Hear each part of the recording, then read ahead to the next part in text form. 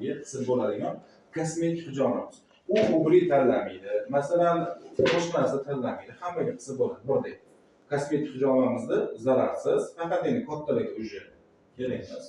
Masalan, 60 yoshli ota-bolalarga masalan, hozir ajinni yo'q qilaman deysiz. Noto'g'ri. Qarang, 65 yoshli klient kutib o'tiribdi. Qachon kelasiz, o'zimni hijoma qilasiz. Men Ya, to'g'ri. Chexiyada qildirganman. Doim shunaqa borib qildiraman Chexiyaga dedi. Sizni kutib turaman. Mana bu bora gaplashamiz. Yo'q, borib qilaverasiz. Ko'ngil uchun qilaverasiz. Просто o'zingiz bilasiz, unaqa yordam bermayman. U degan narsa. Hozir kelayotgan odamlarni sindirib tashlamaydimi? Nima qilmaydimi?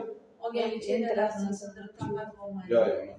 Ular ajinga bir nimalarga Faqat u lichinalaringizga ancha bo'lgan bo'lishi kerak, shunisi bor. kelishmovni qilgan. Ya'ni ukollar qiladigan bo'lsangiz, to'g'ri kelmaydi. Oradan hatto 3 oy, 6 oy o'tishi kerak.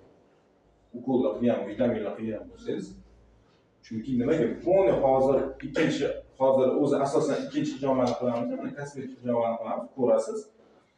Uni yuz bilan ishlaysiz-da. Tortasiz-da yuzni. Nasos bilan bankani.